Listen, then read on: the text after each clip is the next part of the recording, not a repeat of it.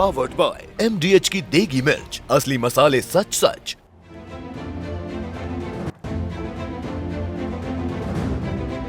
नमस्कार, स्वागत करती हूँ आप सभी का। आप देख रहे हैं भारत 24। मैं हूं आपके साथ पूर्णिमा मिश्रा और वक्त है वंदे भारत का, जिसमें सबसे पहले बात होगी बिहार में टीचर्स की नियुक्ति कर महागठबंधन की सरकार जो वाहवाही लूटने की कोशिश में है। 25,000 से ज्यादा टीचर्स को आज नियुक्ति पत्र मिले और टीचर्स का भारत 24 ने रियलिटी चेक भी किया। रियलिटी चेक में टीचर्स पास या फेल, ये हम आपको दिखाने वाले हैं। दूसरी खबर होगी टीएमसी सांसद महुआ मोइत्रा को लेकर, जो कि आज एथिक्स कमेटी के सामने पेश हुई, जहां पर उनका सच से सामना हुआ, लेकिन दोपहर बाद वो तमतमाते हुए निकली। एथिक्स कमेटी पर आरोप ये लगा दिया कि वो निजी सवाल पूछ रहे हैं और इसके बाद बीजेपी के सांसद निशिकांत दुबे ने महुआ मोइत्रा को आड़े हाथों लिया। इधर मराठा आंदोलन की भी बात होगी, जिसका आज 9वां दिन है और इसके समाधान के लिए शिंदे सरकार फुल एक्शन में है। आंदोलनकारी मनोज जरांगे, जो कि शिंदे सरकार के मंत्री के साथ मीटिंग कर रहे हैं, समाधान निकालने में जुटे हैं। और इसी बीच में खबर यह आई है कि जरांगे ने अपना आंदोलन वापस ले लिया है और जो सरकार की तरफ से समय मांगा गया था वो समय फिलहाल के लिए दे दिया है, ताकि सरकार इसका समाधान निकाल सके। अगली खबर दिल्ली को लेकर होगी, जहां पर सर्दी शुरू होते ही प्रदूषण एक बार फिर से तेजी से बढ़ने लगा है और प्रदूषण की मार से दिल्ली वासी परेशान है। गुरुवार को आकाश में धुंध छाई हुई नजर आई। वायु गुणवत्ता लगातार 6 दिन से खराब स्थिति में बनी हुई है। इन तमाम खबरों पर नजर डालेंगे, लेकिन आइए शुरुआत इस वक्त की बड़ी खबर के साथ करेंगे। और ये बड़ी खबर मराठा आरक्षण आंदोलन को लेकर ही है, जिसे मनोज जरांगे ने वापस लेने का फैसला किया है। मनोज जरांगे पाटिल ने आंदोलन वापस ले लिया है। 2 जनवरी तक सरकार ने समय मांगा था। जरांगे ने सरकार के प्रतिनिधि को यह समय दे दिया है। सरकार मराठा आरक्षण को लेकर जल्दी हरी झंडी दे सकती है और 24 दिसंबर तक सरकार मराठा आरक्षण को हरी झंडी दे सकती है। मनोज जरांगे ने अपना अनशन खत्म कर दिया है और सितंबर में इस अनशन की शुरुआत की थी और यह आंदोलन उग्र रूप लेता हुआ नजर आया। सीधी एक मांग मनोज जरांगे की ये थी कि जो कुणबी जाति का सर्टिफिकेट है वो दिया जाए। एक क्लियर सिंगल लाइन में मनोज जरांगे की तरफ से मांग थी, जिसके बाद सरकार ने कई बैठकें की।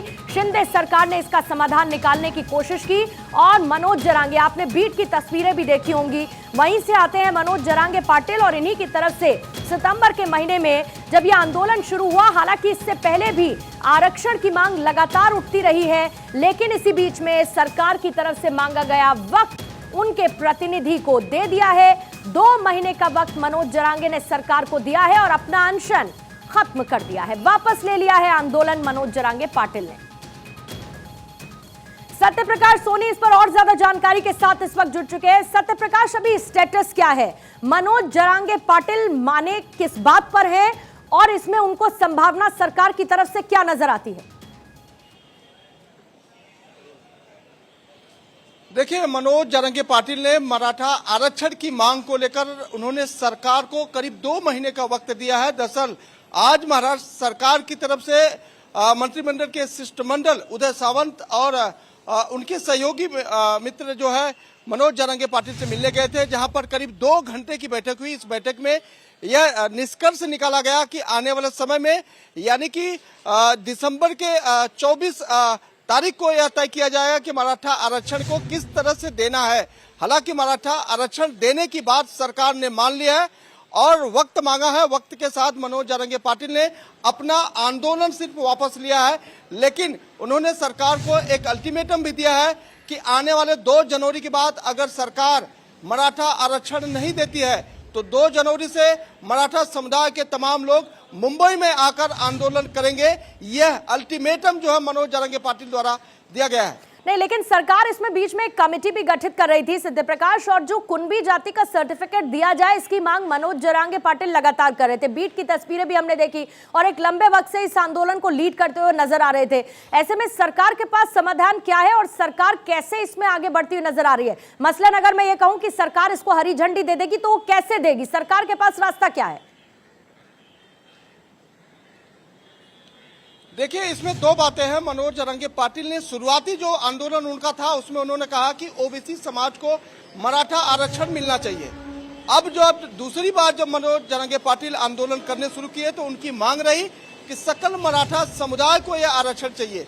यानी कि मराठा समुदाय के सभी लोगों को यह आरक्षण चाहिए। पिछले दिनों जो बैठक हुई थी उसमें कहा गया था कि सरकार की तरफ से जाति प्रमाण पत्र लोगों को दिया जाएगा, लेकिन मनोज जारंगे पाटिल ने इस बात को दरकिनार करते हुए उन्होंने कहा अब सिर्फ सकल मराठा के लिए हम बातचीत करेंगे, क्योंकि अब जो है कुणबी समाज को आरक्षण देने और कुणबी समाज को सर्टिफिकेट देने के लिए वह तैयार नहीं है।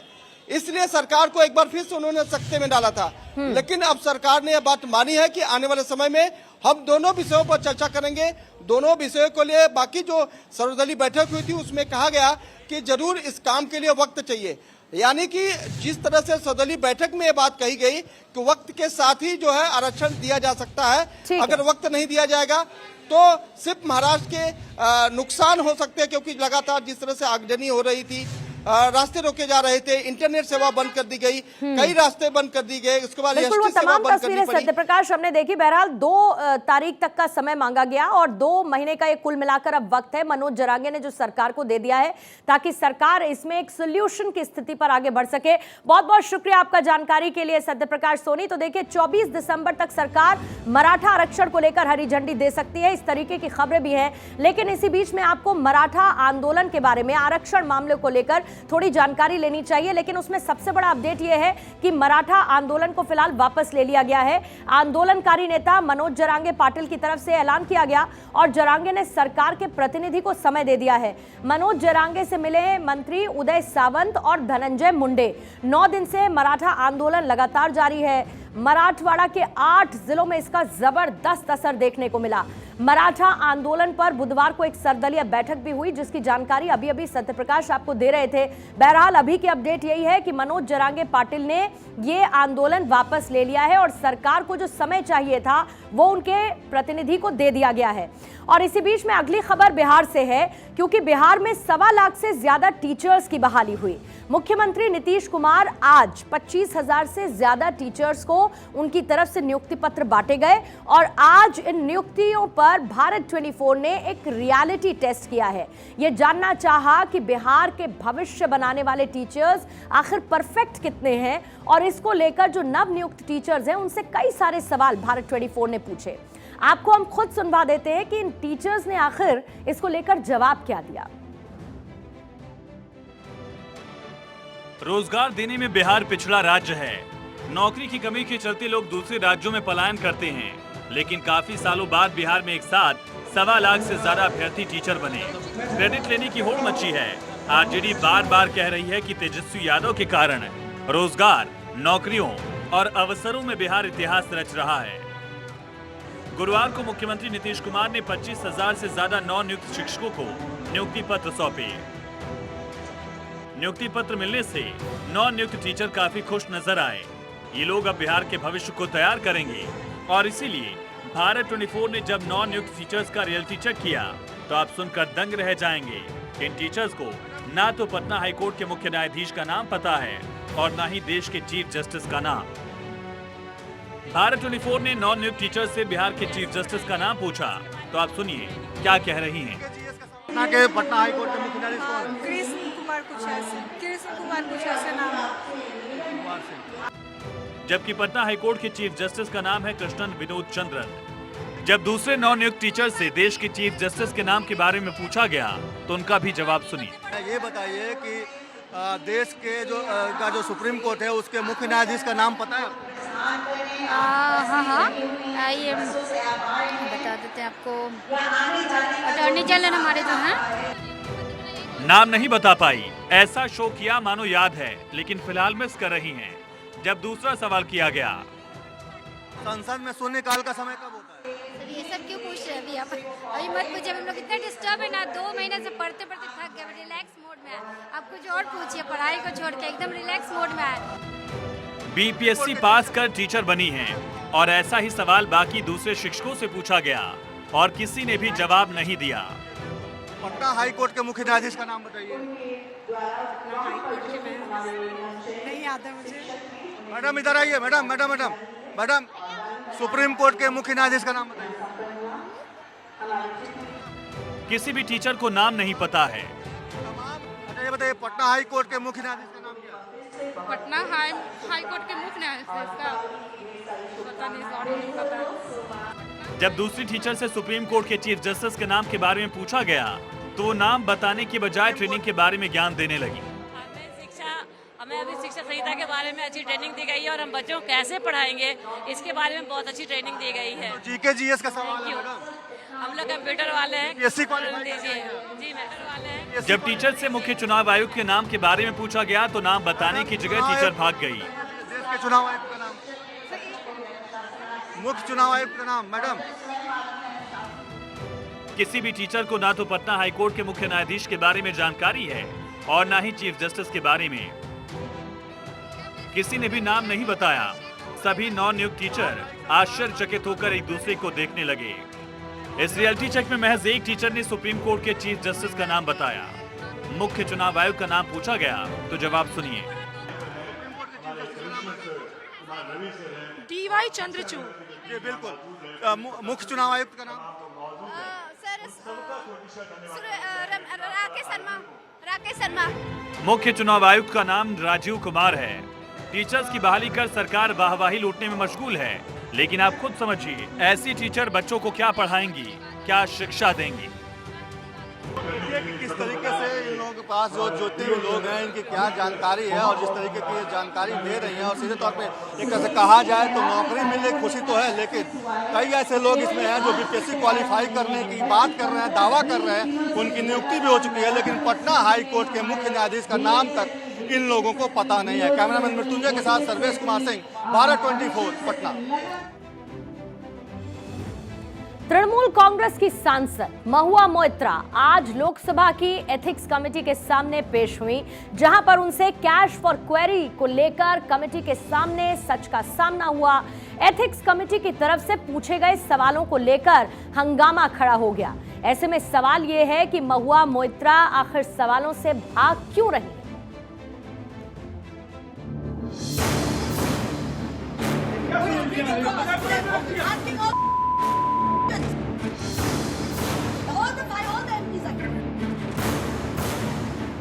वॉकआउट इसलिए क्या कि रात में किससे बात करते, क्या बात करते, ये चीज में पूछेंगे।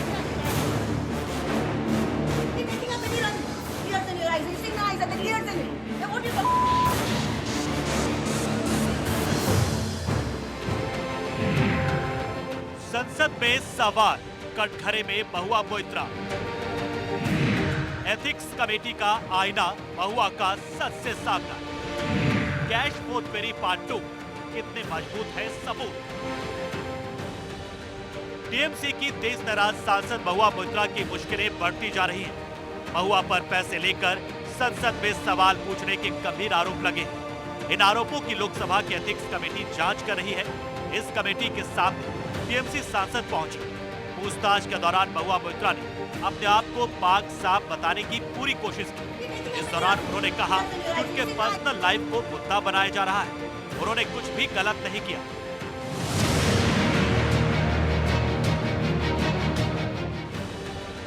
एथिक्स कमेटी ने सवाल किया और महुआ का सच से सामना हुआ। तब उन्होंने स्वीकार किया कि उन्होंने एक कारोबारी दर्शन हीरानंदानी को अपने पार्लियामेंट्री आईडी इस्तेमाल करने के लिए दिया। हालांकि उन्होंने रुपए लेकर सवाल पूछने के आरोपों का खंडन किया है।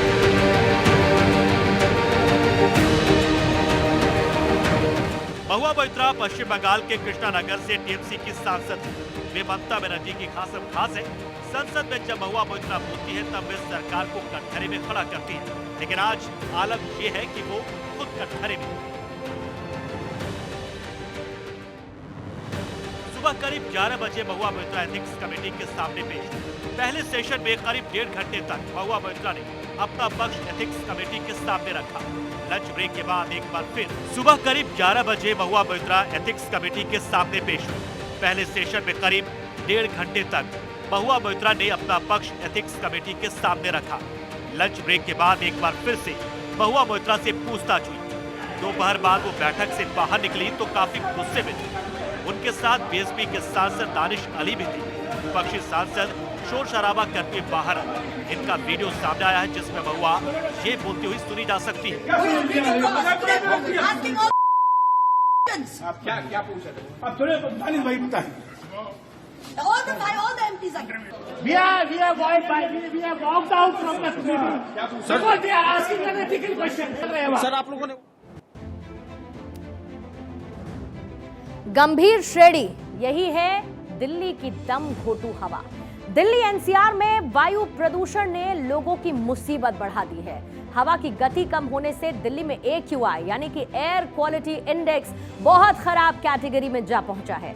आज सुबह से आकाश में धुंध छाई रही और धुंध इतनी ज्यादा घनी थी कि यह कयामत के बाद का मंजर जैसा नजर आया। धुंध की ऐसी हालत थी कि सड़क के दूसरी तरफ भी इमारतें मुश्किल से नजर आ रही थी।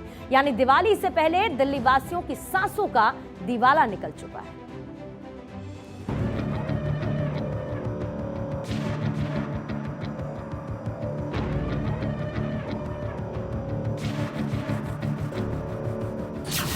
दिल्ली में सांसों पर ब्रेक और जहरीली होगी दिल्ली की हवा। दिल्ली एनसीआर की हवा बनी आफत, दिवाली से पहले सांसों का दिवाला। दिवाली अभी 10 दिन दूर है, लेकिन दिल्ली एनसीआर गैस चैम्बर बनने लगी है। दिल्ली एनसीआर में प्रदूषण का अटैक हुआ है, स्थिति भयावह है, आसमान में धुंध छाई हुई है।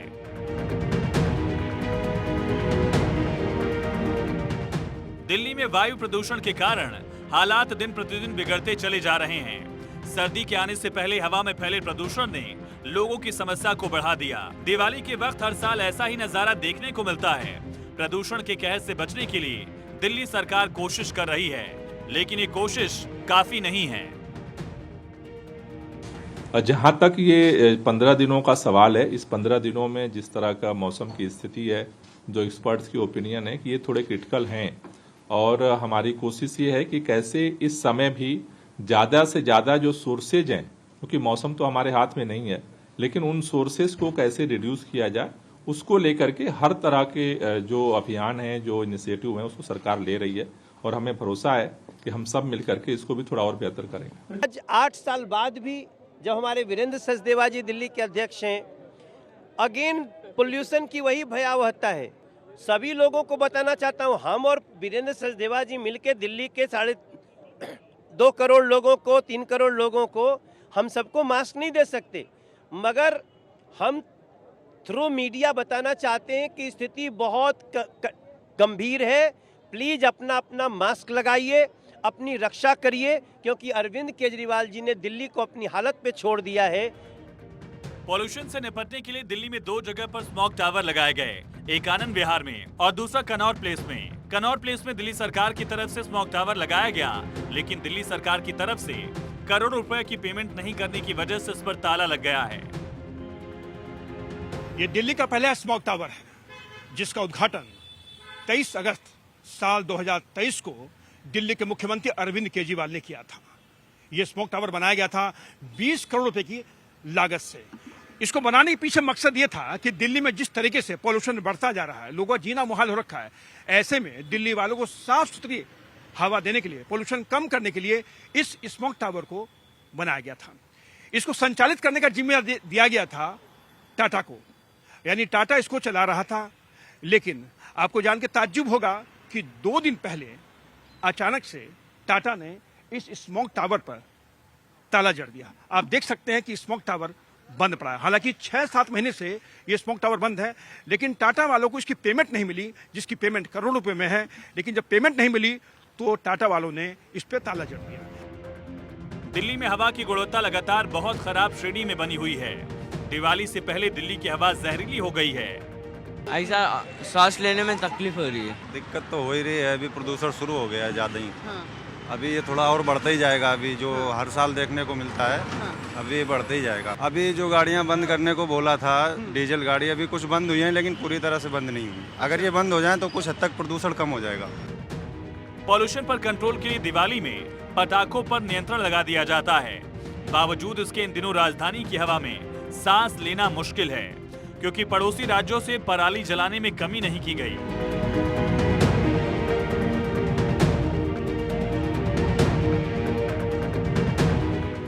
पंजाब में पराली जलाने के 2 साल के रिकॉर्ड टूटे। एक दिन में 1921 जगह जली पराली। 2 साल का रिकॉर्ड टूटा। सबसे ज्यादा 345 मामले सीएम भगवंत मान के जिले संगरूर से सामने आए। प्रदूषण जब बढ़ता है तो उस पर कंट्रोल के लिए हर साल बड़े बड़े दावे किए जाते हैं, लेकिन साल बदलता है, मामला जस का तस दिखता है। ऐसे में सवाल उठता है कि आम लोगों को शुद्ध हवा कब मिलेगी। सुरेश झा के साथ ब्यूरो रिपोर्ट, भारत 24। तो देखने में आपको ऐसा लगेगा कि ठंड ने दस्तक दे दी है, लेकिन असल में ये ठंड की दस्तक नहीं बल्कि दिल्ली की दम घोटू हवा है, जहरीली हवा है। लेकिन पिछले 6 दिनों के एयर क्वालिटी इंडेक्स के बारे में भी आपको जानना चाहिए, जिसमें गुरुवार यानी कि आज ये AQI रहा 346, बुधवार को ये 372 था, उससे पहले मंगलवार को ये 359 था और हफ्ते की शुरुआत के साथ सोमवार को ये 347 और रविवार को छुट्टी के दिन 325 और उससे ठीक एक दिन पहले शनिवार को ये 304 था। दिल्ली में दम घोटू हवा चल रही है और गुरुवार को कई इलाकों में वायु गुणवत्ता सूचकांक का स्तर गंभीर दर्ज किया गया। अब इसे देखते हुए दिल्ली में ग्रैप का जो तीसरा फेज है उसको लागू कर दिया गया है। वो क्या है? दिल्ली में ग्रैप का 3rd फेज लागू हो चुका है, यानी गैर जरूरी निर्माण गतिविधियों पर बैन लग चुका है। दिल्ली में हल्के वाणिज्यिक वाहनों पर जो कमर्शियल व्हीकल्स होते हैं उन पर प्रतिबंध लगा दिया गया और डीजल से चलने वाले ट्रक्स के एंट्री पर भी बैन लगा दिया गया है। यह ग्रैप के 3rd फेज के साथ इसकी शुरुआत हो चुकी है। अगली खबर और बात करेंगे एशिया के सबसे अमीर इंसान और रिलायंस इंडस्ट्रीज के चेयरमैन मुकेश अंबानी की पत्नी नीता अंबानी की, जिन्होंने खास अंदाज में अपना 60वां जन्मदिन मनाया। रिलायंस फाउंडेशन की फाउंडर और चेयरपर्सन नीता अंबानी का जन्म 1 नवंबर 1963 को मुंबई में एक गुजराती परिवार में हुआ था। अपने जन्मदिन के मौके पर उन्होंने मुंबई में अन्न सेवा की और 3000 बेसहारा बच्चों को खाना खिलाया। अपने हाथों से उन्होंने बच्चों को खाना परोसा और जन्मदिन का केक भी खिलाया। नीता अंबानी ने अन्न सेवा प्रोग्राम के तहत बच्चों को खाना परोसा। मिशन अन्न सेवा रिलायंस फाउंडेशन द्वारा संचालित एक फ्री मील प्रोग्राम है। यह दुनिया का सबसे बड़ा फ्री फूड डिस्ट्रीब्यूशन प्रोग्राम भी है और इस प्रोग्राम के तहत अब तक देश भर में 5 करोड़ से ज्यादा जरूरतमंदों को भोजन वितरित किया जा चुका है। छत्तीसगढ़ में प्रधानमंत्री मोदी के संबोधन के दौरान आज एक बहुत प्यारी तस्वीर नजर आई। दरअसल पीएम मोदी को सुनने के लिए एक बच्ची भी पहुंची, जिसने अपने हाथों से पीएम मोदी की एक तस्वीर भी बनाई थी। संबोधन के दौरान पीएम मोदी की नजर उस तस्वीर पर पड़ी। बच्ची लगातार तस्वीर लेकर खड़ी हुई थी, तो पीएम ने बच्चे को पहले बैठने के लिए कहा और उसके बाद सुरक्षा कर्मी से वो तस्वीर मंगवाई। बेटी, मैंने तुम्हारी ये तस्वीर देखी है, तुम इतना बढ़िया काम करके लाई हो, मैं तुम्हें आशीर्वाद देता हूँ। लेकिन बेटी थक जाओगी, तुम कब से खड़ी हो। ये पुलिस के जवानों से मैं कहता हूँ वो तस्वीर बेटी देना चाहती हो तो ले लीजिए और मुझे जरूर पहुंच जाएगी और तुम्हारा पता उसमें लिख देना, मैं जरूर तुझे चिट्ठी लिखूंगा।